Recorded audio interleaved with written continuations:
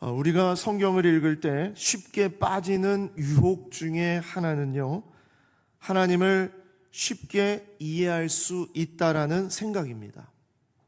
하나님을 아는 것, 하나님을 이해하는 것은 정말 중요한 일이에요. 그래서 하나님은 오직 성경을 통해서만 자신을 계시하셨기 때문에 성경을 통하지 않고는 하나님을 알 수 있는 길이 없어요. 어떤 상황이나 어떤 환상이나 어떤 꿈을 통해서도 안 되고요, 무당을 찾아가거나 점술가를 찾아가서도 안 됩니다. 하나님이 자신을 계시하신 것은 오직 말씀, 성경을 통해서 계시하셨습니다. 그래서 우리는 성경을 통해 하나님을 만납니다. 하나님은 어떤 분이신가? 하나님은 어떤 일을 하셨는가? 그리고 하나님께서 어떻게 우리를 구원하셨는가? 그것을 알 수 있어요. 그런데 정말 중요한 것이 있습니다.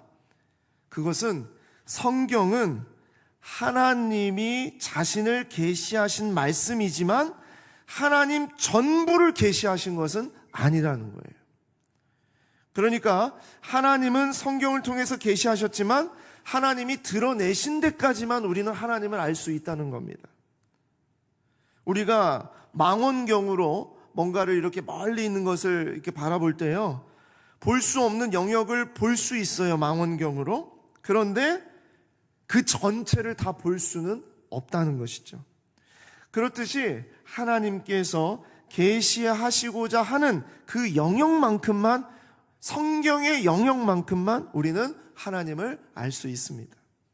자, 그런 의미에서 오늘부터 우리가 나누게 되는 이 욥기 말씀은요, 우리가 너무도 쉽게 빠져버리는 유혹, 하나님을 쉽게 이해할 수 있다는 생각을 완전히 부수는 역할을 하게 됩니다. 그래서 어쩌면 이 욥기 말씀을 묵상을 하면서 상당히 혼란스러울 수도 있습니다. 또한 그동안 알고 있었던 하나님이 아니라 다른 하나님의 다른 면을 보게 되어서 어려워할 수도 있습니다.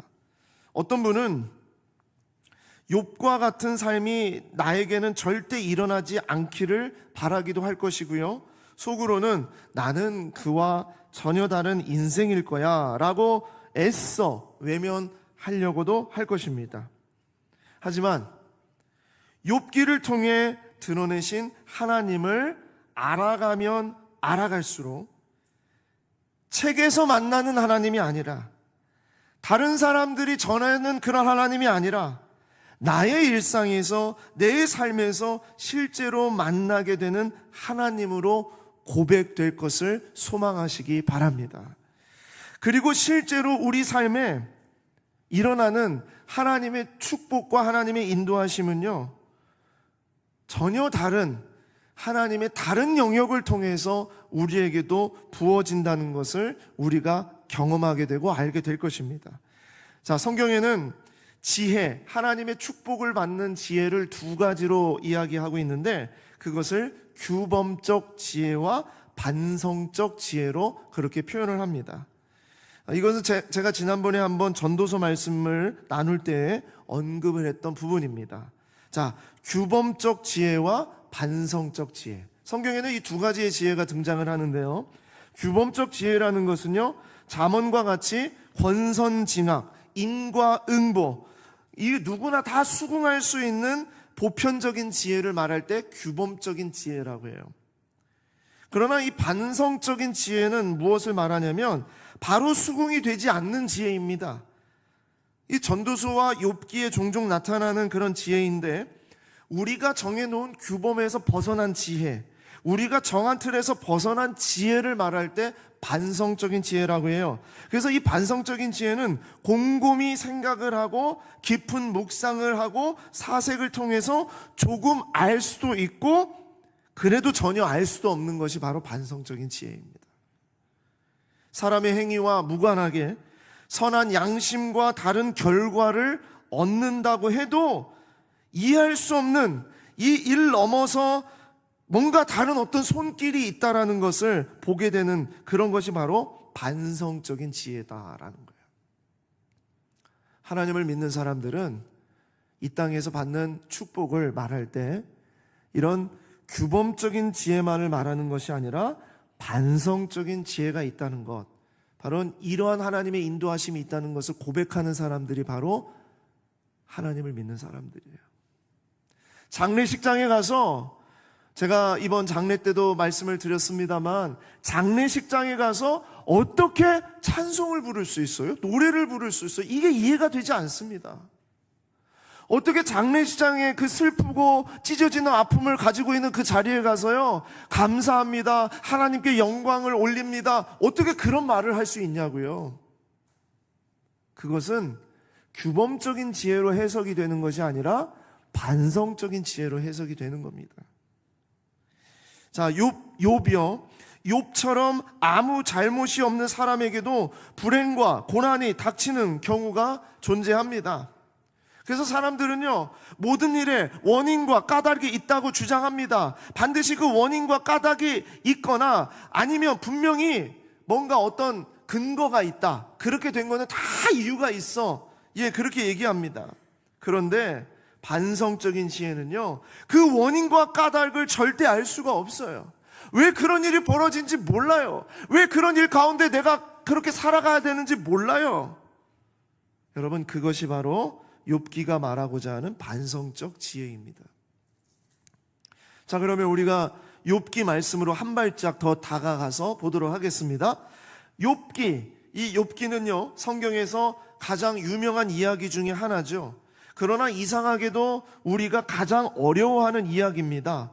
왜 그러냐면 욥기는 반성적 지혜로 가득하기 때문입니다. 그래서 한 신학자는 이렇게 말했어요. 신비에 쌓인 수수께끼 같다 그랬습니다. 그 나오는 일들이요, 너무나 복잡하게 엉켜 있고 우리를 당혹스럽게 하는 이야기들이 한두 가지가 아니에요. 사실 우리도 계속 질문하는 질문이거든요. 왜 의인이 고난을 당합니까? 비극이 찾아올 때 하나님은 어디 계십니까? 전쟁이 벌어졌을 때 하나님은 어디 있습니까? 무고한 아이들이 죽어가는데 하나님이 어디 있습니까? 하나님이 인간을 사랑하신다고 하면 어떻게 그런 고난을 허락하십니까? 하나님은 우리를 방치하는 분이 아닙니까? 우리가 고통을 당할 때도 하나님은 경배를 받으시기에 합당합니까? 요즘 우리 이런 질문 많이 하고 있지 않습니까? 우크라이나와 이스라엘 땅에 일어나고 있는 전쟁과 셀 수 없는 그 난민들을 바라보면서, 죽어가는 사람들을 바라보면서 우리는 질문합니다. 하나님 정말 살아계십니까? 다른 나라의 이야기뿐만 아니라 내 삶에, 우리 주변에 갑작스러운 사고를 당하거나 청천벽력 같은 질병의 진단을 받는 그런 일이 우리 가운데 벌어지고 있지 않습니까? 주님을 믿고 주님을 의지하고 내가 신앙생활을 하겠다고 그렇게 매달리고 그렇게 정말 간절히 원하는데 시한부 인생을 살아갈 수밖에 없는 그런 진단을 받게 된다는 거예요. 내 자식에게 일어나는 이 일을 도저히 이해할 수가 없어요. 받아들일 수가 없어요. 바로 그런 이야기가 담겨져 있는 것이 욥기서예요. 그래서 우리는 욥기는 참으로 이해하기 어려운 책이다. 그러면서도 한 신학자는 이 책을, 욥기를 이렇게 표현을 했습니다. 이렇게 흥미진진한 책이 성경에 또 없다. 마치 한 편의 드라마를 보는 것 같다. 등장인물들의 캐릭터가 살아있고 서로 치열하게 싸운다. 때로는 욥의 절규에 공감하기도 하고 때로는 친구들의 말이 마치 하나님 말씀 같기도 하다. 주석서와 해설서를 살펴봐도 똑같은 설명이 하나도 없다. 욥기를 읽고 난 뒤에 온갖 질문들이 스멀스멀 올라온다. 여러분, 이것이 진짜 욥기를 바라보는 시각입니다. 그렇게 밖에 볼 수가 없습니다. 그리고 그렇게 봐야만 우리는 욥기를 제대로 볼 수 있습니다. 자, 우리는 오늘부터 이제 12월까지 욥기를 묵상하면서 욥기가 안내하는 믿음의 길을 우리는 이제 따라갈 것입니다. 그런데 이 전체 42장 이 말씀을 우리가 이해하고 묵상하기 위해서, 그것도 제대로 이해하고 묵상하기 위해서 우리는 첫 번째 표지판, 출발할 때 내가 어떤 방향으로 가야 되는지 그 표지판을 정확하게 보고 갈 수 있다라는 것이에요. 그것이 바로 우리가 오늘 읽은 욥기 1장과 연결되어 있는 2장, 바로 1장과 2장의 내용입니다. 욥기는요, 1장과 2장의 내용으로 앞으로 욥기를 어떻게 봐야 하는지 그 모든 것을 거기에 다 담아 놓아 주셨어요. 자, 그래서 우리는 오늘 그 첫 번째 표지판, 자, 정말 우리가 정말 제대로 좀 가고 싶은데 그걸 볼 수 있는 표지판, 그것을 이제 말하고 있습니다. 자, 욥은 실존 인물인가? 그렇습니다. 욥은 실존 인물입니다. 자, 1장 1절 말씀입니다. 우스 땅에 욥이라 불리는 사람이 있었는데 그 사람은 온전하고 정직하여 하나님을 경외하며 악에서 떠난 자더라. 욥은 분명한 존재로 그의 삶이 진짜 있었다는 것을 말하고 있습니다. 이 우스 땅이 지금 시대의 정확한 지명이 어딘지는 잘 모릅니다만 이 우스는 아마도 요단강 동쪽의 넓은 영토, 사해의 남동쪽에 위치한 지역으로 그렇게 보고 있습니다. 자, 그런데 이 우스 땅에는 욥이라는 사람이 살았다는 거예요. 자, 이 욥이라는 이 인물에 대해서는 다른 성경에도 언급이 됩니다. 에스겔이 언급을 했고요, 예수님의 형제 야고보도 욥을 하나님께 시험받은 역사적인 인물로 분명하게 밝힙니다. 사도 바울도 욥을 인용했고 욥기에 나타나는 많은 역사적인 사건들과 그 친구들의 이름들이 당시의 실제 출신지의 이름을 드러내고 있어요. 그러니까 욥은 실제 인물입니다. 욥이 당한 고난과 아픔과 어려움이 너무나 크다 보니까 어떤 학자는 이것은 허구야, 이건 그냥 예수 믿는 사람들에게 이해하게 하기 위한 어떤 소설과 같은 이야기야, 그렇게 말씀하시는데 아니에요. 분명한 실제 인물이다라는 것입니다. 자, 그런데 이 욥이 어떤 성격을 가지고 있었냐? 오늘 말씀해 보니까 욥은 온전하고 정직하여 하나님을 경외하며 악에서 떠난 자다 그랬습니다. 자, 온전하고 정직하다, 이것은 뭘 말하냐면 도덕적으로, 윤리적으로 삶 속에서 그는 정말 존경받는, 본이 되는 그런 모델이었다라는 거예요. 사회적으로 사람들 사이에서 인정받는 사람이다, 허물이 없었다, 어떤 유혹에 빠지는 그런 사람이 아니다, 고든 사람이다, 그 얘기입니다.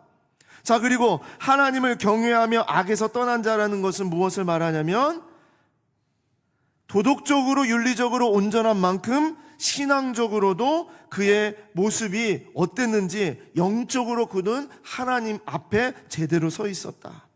경외한다는 단어는 하나님을 두려워한다는 말입니다. 하나님 앞에 그는 제대로 두려워하고 있었다는 거예요. 그래서 하나님이 싫어하는 것을 하지 않았어요. 악에서 떠난 자다, 하나님을 경외하기 때문에 하나님이 싫어하는 악에서 떠나서 사는 사람이었습니다.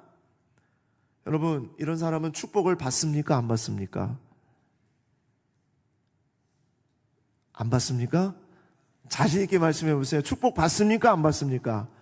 받죠. 그렇죠? 자, 그게 바로 규범적 지혜라는 거예요.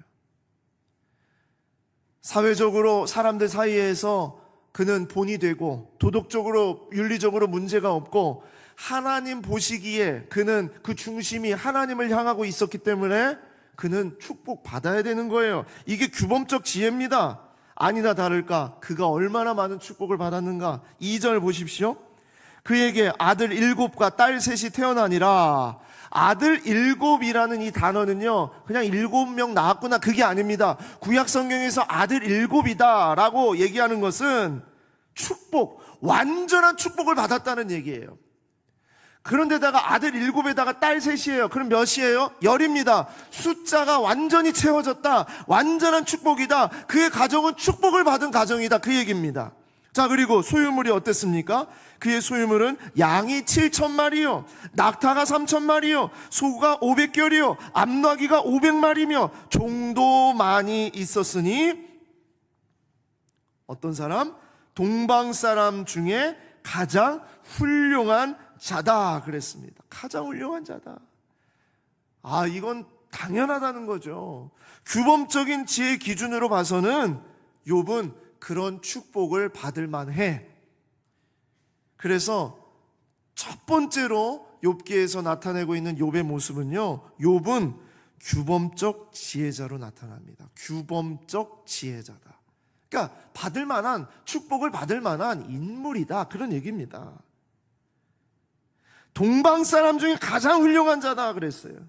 이 훌륭하다라는 이 단어는 히브리어로 가돌이라는 단어를 쓰는데, 가장 크다, 가장 부유하다, 가장 지혜롭다, 이런 얘기를 써요. 최상급입니다.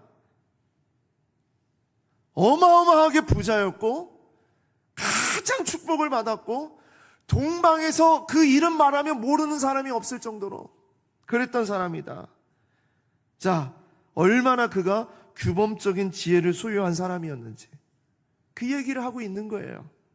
자, 욥은 하나님의 뜻에 따라 온전했고 정직했습니다. 그랬고 하나님을 경외했기 때문에 악에서 떠난 자였어요. 그러니까 하나님이 그에게 축복을 마음껏 주셨어요. 그런데 더 놀라운 게 더 있어요. 그게 끝이 아니에요. 그는 항상 그렇게 살았다는 거예요.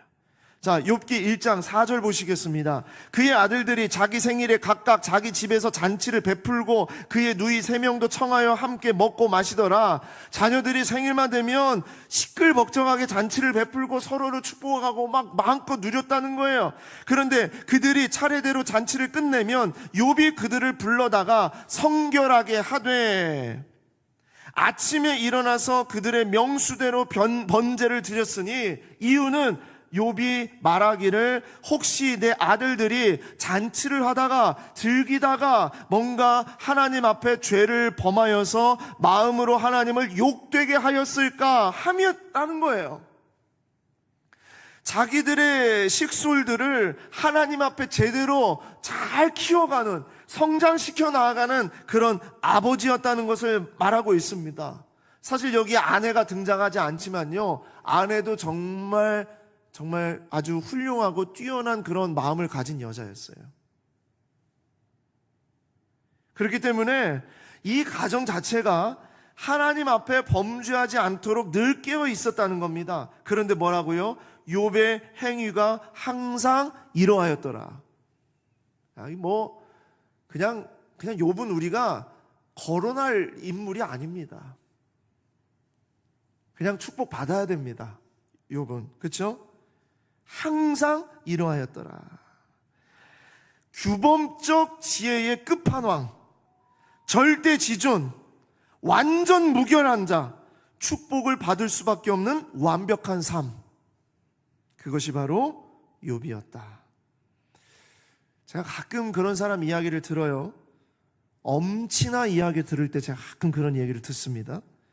야야야야, 누구네 자식은 얼굴이 그렇게 예쁜데 공부를 그렇게 잘한대.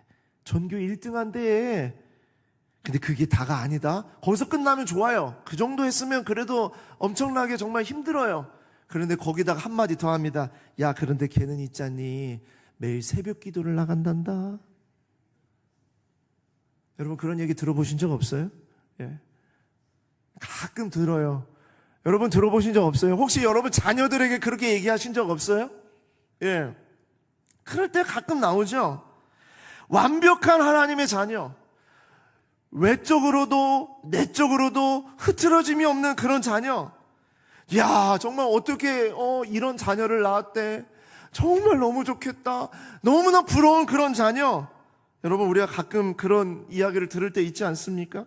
예, 완벽한 하나님의 자녀, 영향력 있는 그리스도인, 여러분 이런 축복을 받는 삶이 되기를 소망합니다.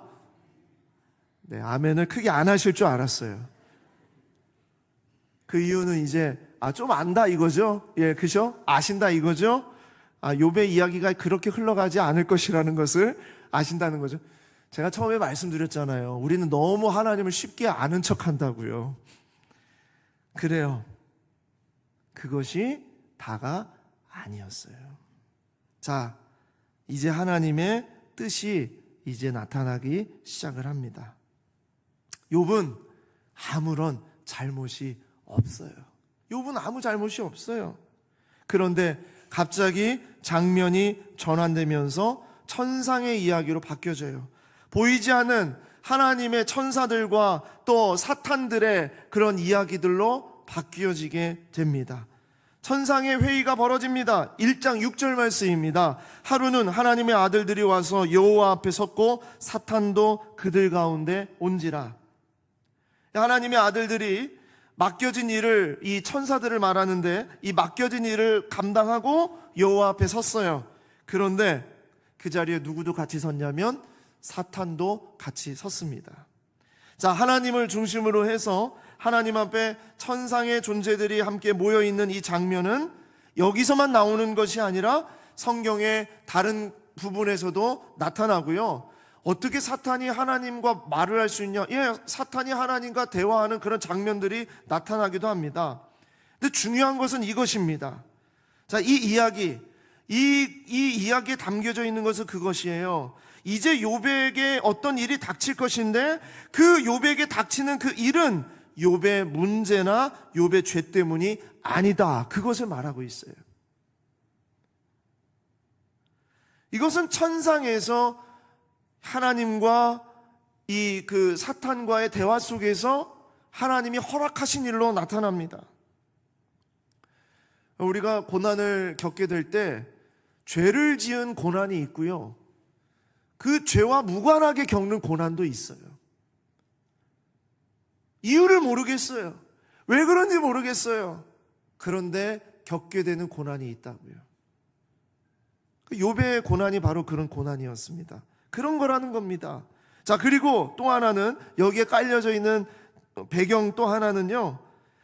하나님만이 모든 것을 다스리는 절대 주권자라는 것을 분명히 이야기하고 있습니다. 보이는 세계와 보이지 않는 세계 어떤 영역도 하나님의 다스림에서 벗어나거나 하나님을 대적하는 힘을 가진 그런 존재는 이 세상에 어떤 것도 없다는 것이 바로 이 이야기 속에 담겨져 있는 내용입니다. 사탄도요, 하나님 앞에 서 있어야 합니다. 하나님의 명령을 들어야 되고요.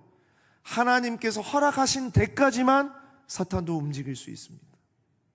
네, 바로 이러한 면을 지금 분명하게 나타내고 있습니다. 자, 하나님이 이제 회의를 하면서 말씀하세요. 7절 말씀입니다.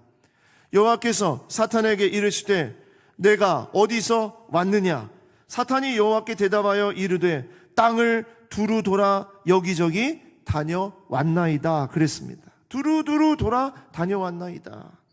자, 여호와께서 사탄에게 이르시되 내가 내 종 욥을 주의하여 보았느냐? 자, 여기 하나님의 이 말씀에 담겨져 있는 내 종 욥이라는 단어 중요합니다. 하나님은 이 단어를 쓸 때 아브라함이나 모세나 다윗이나 이렇게 정말 하나님의 마음에 합한 자를 말할 때 내 종이라는 표현을 쓰세요. 그러니까 욥은 하나님의 마음에 합한 자였어요. 자, 내 종 욥을 주의하여 보았느냐? 그냥 두루두루 다녔는데 내 종 욥을 집중해서 봤느냐? 그가 어떻게 살고 있는지 봤느냐? 그가 어떤 마음과 어떤 태도를 가지고 있는지 봤느냐? 그 얘기를 하고 있는 것입니다. 그와 같이 온전하고 정직해서 하나님을 경외하며 악에서 떠난 자는 세상에 없느니라.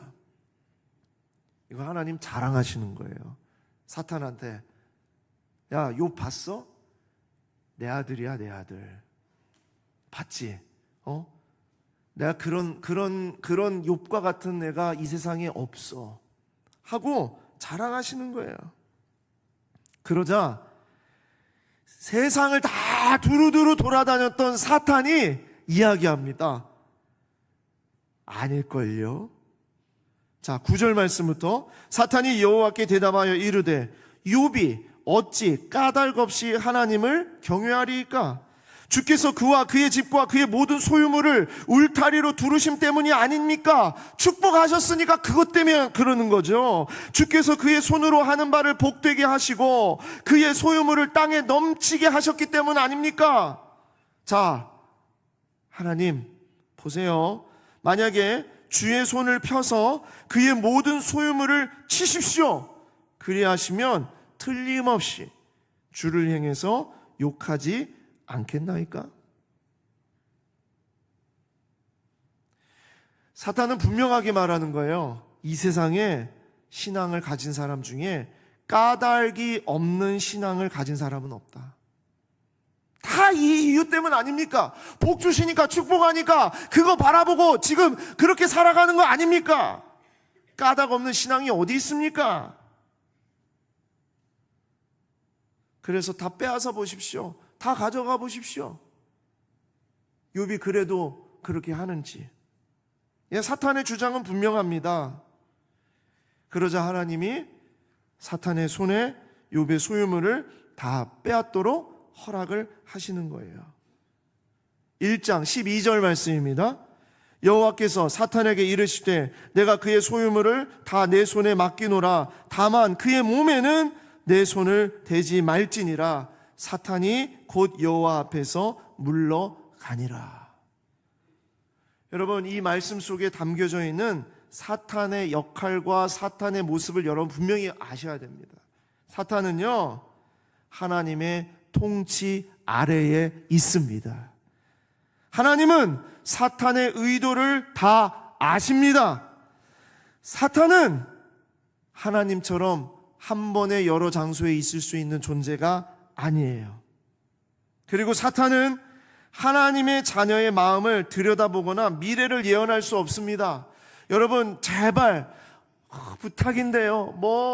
아주 미래를 예언하는 어떤 무당을 찾아간다든지 점쟁이를 찾아간다든지 뭐 한다든지 정말 그 귀신은 용해. 여러분, 절대로 귀신은요, 사탄은요, 앞으로 일어날 일을 알 수가 없습니다. 그것을 말하는 건요, 그동안에 일어났던 일을 근거로 해서 추측을 하는 것을 말하는 겁니다. 그게 점쟁이와 무당이 하는 일입니다. 아무리 귀신이 뛰어나고 영적인 존재라 하더라도요, 하나님이 계획하시고 하나님이 하시는 일을 절대로 자신이 알 수가 없습니다. 그 얘기를 분명히 하고 있어요. 자, 그것은 욥기에 이제 분명하게 드러납니다. 사탄은 자기가 생각하는 대로 욥이 그렇게 할 것이라고 예언했어요. 그러나 완전히 방향이 달라지거든요. 자, 그리고 사탄은 하나님이 허락하시지 않으면 아무것도 할 수 없습니다. 하나님이 분명히 그랬어요. 다만 그의 몸에는 내 손을 대지 말라. 그러면 사탄은 될 수가 없습니다. 2장에 가면 그의 생명을 절대로 건들지 말라 그랬습니다. 여러분, 우리의 몸, 우리의 삶, 우리의 생명은요, 오직 하나님의 손에 달려있다는 것을 여러분 분명히 고백하시기를 바랍니다. 자, 그런데 우리 하나님 어떻게 인도하시냐? 모함으로 인도하세요. 모함으로 인도하시는 하나님이에요. 욥은요, 명확했어요. 뚜렷했어요. 선명한 길을 걸었어요.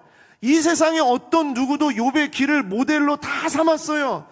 그리고 욥이 걸어갔던 그 길을 선망했습니다. 그런데 이제부터는 어떤 누구도 이해할 수 없는 일들이 벌어집니다. 선명했던 일들이, 규범적인 지혜가 완전히 무너집니다. 단 하나도 제대로 이해할 수 있는 것이 없어요. 모든 것이 다 모호해집니다. 여러분, 모호하다는 이 말 아시죠? 희미해서 분명하지 않는 거예요. 내가 분명히 이렇게 생각했어. 이렇게 될 줄 알았어. 그리고 이게 정말 맞는 길이라 생각했어. 그런데 가보니까 아닌 거예요. 알 수 없겠는 거예요. 전혀 이해할 수가 없는 거예요. 여러분, 욥은 우리에게 그것을 보여주고 있습니다. 규범적인 지혜의 모델로 살았던 욥에게 더 이상 규범적 지혜가 없어요. 하루아침에 다 무너지는 것을 보게 됩니다. 자, 우리가 읽은 본문 이후의 말씀입니다. 1장 13절부터 보시기 바랍니다. 하루는 욥의 자녀들이 그 마다들의 집에서 음식을 먹으며 포도주를 마실 때에 사환이 욥에게 와서 아뢰되 소는 밭을 갈고 나귀는 그의 곁에서 풀을 먹는데 스바 사람이 갑자기 이르러 그것들을 빼앗고 칼로 종들을 죽였나이다. 나만 홀로 피하였으므로 주인께 아뢰어 왔나이다. 그가 아직 말하는 동안에 또 한 사람이 와서 아뢰되 하나님의 불이 하늘에서 떨어져 양과 종들을 살라버렸나이다. 나만 홀로 피하였으므로 주인께 아래로 왔나이다. 그가 아직 말하는 동안에 또 한 사람이 와서 아뢰되 갈대아 사람이 새무리를 지어 갑자기 낙타에게 달려들어 그것을 빼앗으며 칼로 종들을 죽였나이다. 나만 홀로 피하였으므로 주인께 아래로 왔나이다. 그가 아직 말하는 동안에 또 한 사람이 와서 아뢰되 주인의 자녀들이 그들의 마다들의 집에서 음식을 먹으며 포도주를 마시는데 거친 들에서 큰 바람이 와서 집 내 모퉁이를 치매 그 청년들 위에 무너짐으로 그들이 죽었나이다. 나만 홀로 피하였으므로 주인께 아래로 왔나이다 한지라. 그가 아직 말하는 동안에 무슨 얘기예요? 하루아침에 이 모든 이 고난과 고통스러운 일들이 닥쳐왔다는 거예요. 이런 인생이 어디 있습니까? 욥이 무슨 잘못을 했어요? 무슨 죄를 지었습니까? 아니라는 거예요. 욥은 아무 잘못이 없어요. 일평생 하나님 앞에 경건했고 거룩했고 그리고 조금이라도 죄를 진 것이 있는지 없는지를 늘 살폈고요. 하나님 보시기에 그 마음이 늘 하나님의 마음을 가지고 있었어요. 그런데 하루아침에 이런 일을 겪어요. 가끔 제가 우리 성도들에게 그런 이야기를 듣습니다. 목사님, 고난은 조금씩 천천히 오는 것이 아니라 한 번에 몰아서 오더라고요. 그렇죠? 그런 고백을 들어보신 적 있으시죠? 그런 걸 경험해 보신 적 있으시죠? 왜 이렇게 어려운 일은, 왜 이렇게 힘든 일은 조금씩 와서 내가 준비하고 그것을 피할 수 있도록, 이겨낼 수 있도록 하지 않고 하루 아침에 다 몽땅 그냥 덤벼드는지 모르겠다고.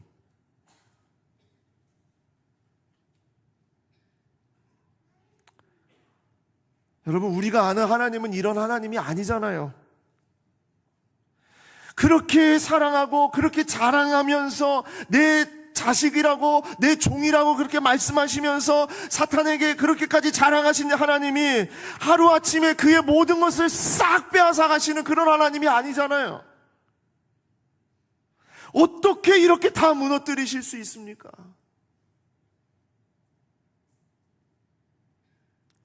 그런데 더 어처구니 없는 건 욥입니다. 욥이 이상해요. 욥이 당한 일도 이해할 수 없지만 그 일을 당한 욥의 태도도 도저히 이해할 수 없어요. 욥기 1장 20절 말씀 보시겠습니다. 욥이 일어나 겉옷을 찢고 머리털을 밀고, 그쵸? 얼마나 고통스러웠으면, 얼마나 아팠으면, 하루아침에 전재산 날아가고 자식들이 다 죽었는데요. 얼마나 힘들었겠습니까? 그런데 엎드려 예배하며, 여기서부터 이상합니다. 사탄의 생각과 달라요. 우리의 생각과 달라요. 예배하며 이르되 내가 모태에서 알몸으로 나왔사온즉 또한 알몸이 그리로 돌아가올지라. 아무것도 가지고 온 것이 없으니 당연히 다 없어져도 괜찮다. 주신 이도 여호와시오 거두신 이도 여호와시오니 여호와의 이름이 찬송을 받으실지니이다 하고, 이 모든 일에 욥이 범죄하지 아니하고 하나님을 향하여 원망하지 아니하니라. 저는 정말 충격을 받았어요. 그래서 제가 이 원고에도 그렇게 적었어요. 이것은 사람이 아닙니다. 사람이 아닙니다. 욥이 정신이 나간 것 같아요. 지금 정신 나간 소리 아닙니까? 하루아침에 모든 것이 다 잃었는데 어떻게 원망하지 않습니까? 여러분, 1장에서는 욥이 가지고 있던 소유물과 자식들이 다 사라졌고요. 2장에 가서는요, 욥에게는 죽을 수밖에 없는 불치병이 걸리고 완전히 알거지가 돼가지고요, 다 자기의 내면과 자기의 모든 건강까지 다 잃어버립니다. 이것은 바로 욥기를 제대로 보게 하는, 욥기를 제대로 해석하게 하는 첫 번째 표지판입니다. 이걸 우리가 봐야 된다는 거예요. 그게 뭐냐? 모호함으로 인도하시는 하나님. 나는 분명히 하나님이 이렇게 하실 줄 알았는데, 나는 분명히 하나님이 이렇게 인도하실 줄 알고, 그리고 하나님을 위해서 이렇게 살겠다라고 내가 다짐을 했는데 모호해졌어요. 모르겠어요. 그리고 이제부터 하나님과 욥, 그리고 우리 사이에 치열한 싸움이 벌어집니다. 우리는 이런 고난을 이해할 수 없습니다. 아니, 이해하고 싶지도 않습니다. 우리가 아는 하나님은 그런 하나님이 아니기 때문이에요. 내가 아는 하나님은 그런 하나님이 아니기 때문이에요. 사랑하는 자녀의 모든 것을 다 가져가시는 그런 아버지가 아니기 때문이에요. 하지만 욥의 이야기가 남의 이야기 같지 않은 이유가, 우리가 살아가는 삶 속에, 우리의 인생 속에 이런 일이 일어난다는 거예요. 이해할 수 없는 고난과 헤아릴 수 없는 그 고통과 또 그것의 까닭이 무엇인지 알지는 못하는 것들이 우리 가운데 얼마나 일어나고 있는지를 말하고 있어요. 그래서 저는 우리가 욥기를 묵상하면서 제일 먼저 우리가 붙잡고 나아가야 되는 것이 무엇이냐? 모호함으로 인도하시는 하나님을 만나야 된다는 거예요. 모호함으로 인도하시는 하나님을 만나야 된다.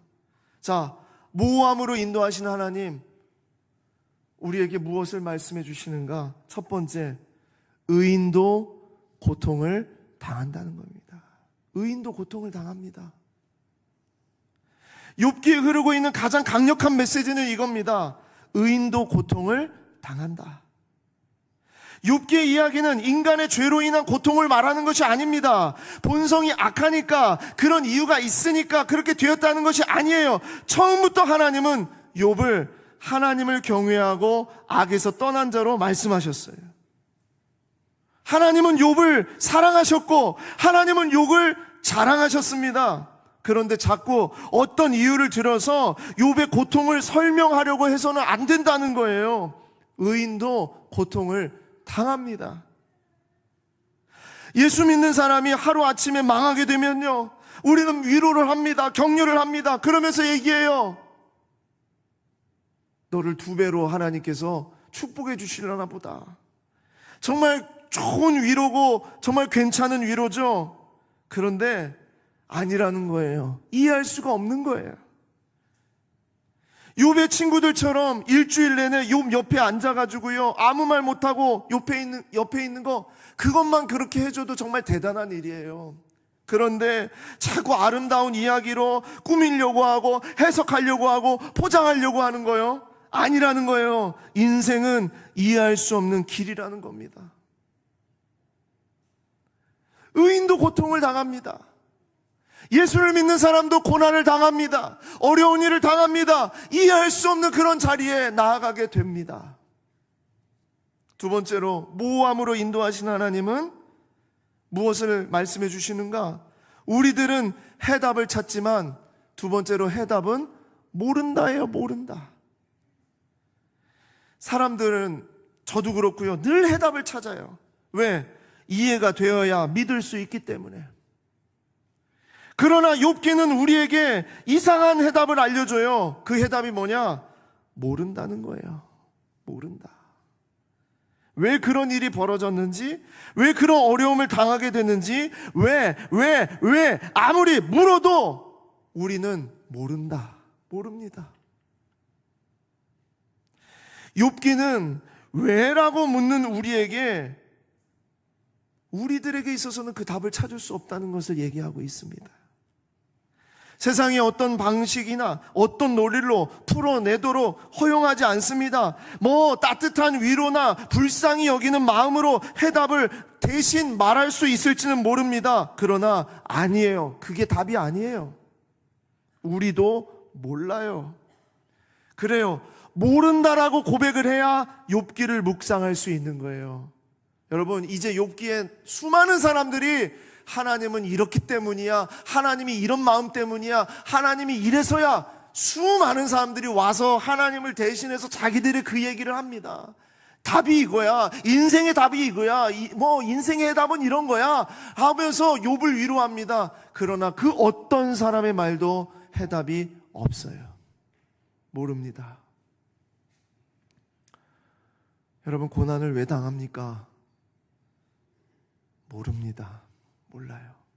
우리가 가지고 있는 지식과 우리가 가진 생각으로는 모릅니다. 그런데 그렇게 몰라야 욥기를 제대로 붙잡을 수 있는 거예요. 마지막 세 번째로, 모함으로 인도하시는 하나님, 우리에게 무엇을 말씀하시는가? 하나님이 끌고 가신다는 거예요. 자, 욥기는 해답을 찾는 것보다 더 중요한 것이 있다는 것을 이야기합니다. 우리는 우리 인생에 벌어지는 이 고통과 고난의 해답을 찾으려고 합니다. 그런데 그것보다 더 중요한 것이 있다는 것을 말씀합니다. 그게 무엇이냐? 하나님을 찾는 거예요. 하나님을 찾는 거. 이해할 수 없는 고난이 닥쳐올 때, 감당할 수 없는 시험이 들었을 때 해답을 찾는 것보다 더 중요한 것이 무엇이냐? 하나님을 찾는 것이라는 거예요. 하나님을 만나는 것입니다. 이토록 모호한 이야기 가운데 분명한 것은요, 이 이야기를 끌고 가시는 분이 하나님이라는 것을 말씀하고 있습니다. 이해할 수도 없고 해답도 없는 이 모호함이 답답하지만, 분명한 것은 이 이야기를, 이 사건을, 이 삶을 끌고 가시고 이끄시는 분은 바로 하나님이시다. 그것을 드러내고 있어요. 여러분, 우리가 단지 몇 미터도 내다볼 수 없는 깜깜한 밤을 걸어보신 적 있습니까? 그때 내 손에 있는 핸드폰 빛이나 아니면 작은 랜턴이나 어떤 그런 플래시를 가지고요, 우리가 이렇게 등불을 의지해서 몇 미터 앞을 의지하듯이, 그게 우리의 인생입니다. 우리가 이 인생의 끝이 어디로 갈지 모릅니다. 그것이 욥기에서 말하고 있는 거예요. 그런데 분명한 것은 무엇이냐? 우리에게 그 빛이 있다는 겁니다. 그 빛. 이 길의 끝에 해답은 모르겠어요. 어떻게 될지는 모르겠어요. 그러나 분명한 것은 그 어두운 속에, 어둠 가운데 걸어갈 때 그 길을 비치는 빛으로 하나님이 그 길을 이끌고 계시다는 거예요. 하나님이 주관하신다. 이 이야기를 하나님이 주관하신다. 이것이 바로 욥기의 첫 번째 표지판입니다. 말씀을 맺습니다. 오늘 말씀의 최종적인 메시지, 그리고 욥기 전체를 관통하는 메인 아이디어는 무엇이냐? 모호하지만 선명하다는 거예요. 모호하지만 선명하다. 자, 뭐가 모호하냐? 우리의 인생은 모호한 길이라는 거예요. 하지만 이 길을 인도하시는 분은 선명합니다. 욥의 인생은 모호합니다. 하지만 욥의 인생을 끌고 가시는 하나님은 선명합니다. 사람들은 모호합니다. 하지만 하나님은 선명합니다. 내가 당한 그 일은 모호합니다. 하지만 하나님은 선명합니다. 여러분, 욥기를 이끌어가는, 이 말씀을 이끌어가는, 이 사건을 이끌어가는 주인이 누구로 보입니까? 천사입니까? 사탄입니까? 사탄이 지금 막 좌지우지하는 것 같습니까? 아니에요. 아까 말씀드렸죠? 천사나 사탄도 절대로 이 이야기의 모든 것을 이끌어가는 주인공이 아닙니다. 재산이요? 욥이 가지고 있었던 재산이요? 아니면 욥의 자녀들이요? 가족이요? 아니면 욥의 건강이요? 아니면 욥의 배우자요? 아니면 욥을 사랑했던 사람이요? 그리고 심지어 욥 자신이요? 아니요. 그 어떤 누구도 그 이야기를 이끌어가는 존재가 아닙니다. 오직 이 모호한 인생을 이끌어가는 이 길의 주인은요, 하나님이십니다. 하나님이라는 것을 말씀하고 있는 것이에요. 주신 이도 여호와시요 거두신 이도 여호와시오니 여호와의 이름이 찬송을 받으실지니이다. 이것이 42장까지 이어지는 표지판입니다. 우리 지난주 우리 교회에서 정말 장로로 섬겼던 우리 박선주 목사님의 장례를 우리 성도들과 함께 같이 보냈습니다. 제가 박선주 목사님의 임종을 기도를 하러 갔어요. 제가 박 목사님이 저한테 부탁하셨던 말씀을 여러분한테 드리려고 합니다. 지난 주일 저녁이었는데 찾아갔을 때 거의 정말 완전히 말라있는 그 몸으로 호흡을 간신히 하면서 그렇게 병동에 누워 계셨습니다. 병상에 누워 계셨습니다. 그리고 정말 오랜 시간 많은 이야기를 나눴습니다. 그러면서 제가 그랬어요. 목사님, 두렵지 않으십니까? 무섭지 않으십니까? 그랬더니 저한테 그러셨습니다. 저는 평안합니다. 절대 두렵지 않습니다.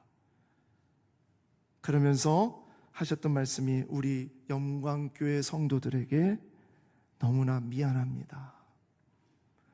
찾아가서 만나고 싶고 찾아가서 같이 이야기를 나누고 싶었는데 한 번 그러지 못했습니다. 이 마음을 꼭 성도들에게 전해주십시오. 이해할 수 없는 고통이었어요. 하나님을 위해서 하나님 앞에 자신의 어떤 그 소명을 의식을 가지고 목사가 되어서 정말 목회를 하겠다고 다짐을 했는데 10년 이상 동안 가정 가운데에서 가족끼리만 3명이서 같이 그렇게 10년 동안 매 주마다 예배를 드리면서 얼마나 그 마음이 어려웠겠습니까? 그런데 이 70이 된 이 나이에 이르러서 갑자기 췌장암이라는 판정을 받게 되고 그것도 초기였어요. 그래서 항암 치료 받으면 나을 것으로 생각하고 항암 치료를 받는 가운데 이 초기의 췌장암이 온몸에 다 전이가 된 겁니다. 그리고서 온몸에 전이가 되면서 폐혈증이 와서 하나님의 부르심 앞에 서게 됐을 때 제가 찾아가게 된 것입니다. 이해할 수 없는 고통 무섭지 않습니까? 두렵지 않습니까? 주님을 위해서 그렇게 헌신하기로 결단했는데 하나님께서는 왜 그를 그렇게 데려가셔야만 했습니까? 여러분, 우리가 청송문고교회 박경철 목사님을 위해서 지금 계속 기도하고 있습니다. 박경철 목사님 72세가 되었어요. 70이면 은퇴를 해야 되는데 후임자가 정해지지 않으니까, 오지 않으니까 그 시골, 청송 그 시골 그 먼 곳에 어떤 누가 오지도 않는다는 거예요. 그러니까 은퇴의 연수를 계속 미루면서 1년만 더 몇 명 되지 않은 그 성도들을 섬기면서 사랑하면서 그렇게 정말 최선을 다해서 후임자가 오게 되면 우리 교육자들과 함께 이야기를 나눌 때 그랬어요. 지난 8월이었습니다. 목사님, 저는 후임자가 오면 저는 수원에 가서 우리 자녀들하고 이제 남은 삶을 그렇게 살고 싶습니다. 그 고백이었어요. 그런데 2주가 지나자 목사님에게 전화가 왔습니다. 목사님, 췌장암 4기 판정을 받았습니다. 짧아도 4개월, 길면 11개월밖에 살 수 없답니다. 제가 잠시 동안 아무 말을 못했어요. 그런데 너무나 놀라운 건 목사님이 그렇게 말씀하시는 거예요. 목사님, 잘 모르겠습니다. 왜 저에게 이런 일이 벌어졌는지 잘 모르겠습니다. 여러분, 그게 욥의 이야기거든요. 잘 모르겠습니다. 그런데 목사님, 기도해 주십시오. 하나님의 뜻이 있는 줄 믿습니다. 그게 청송교회 박경철 목사님의 기도 요청이었습니다.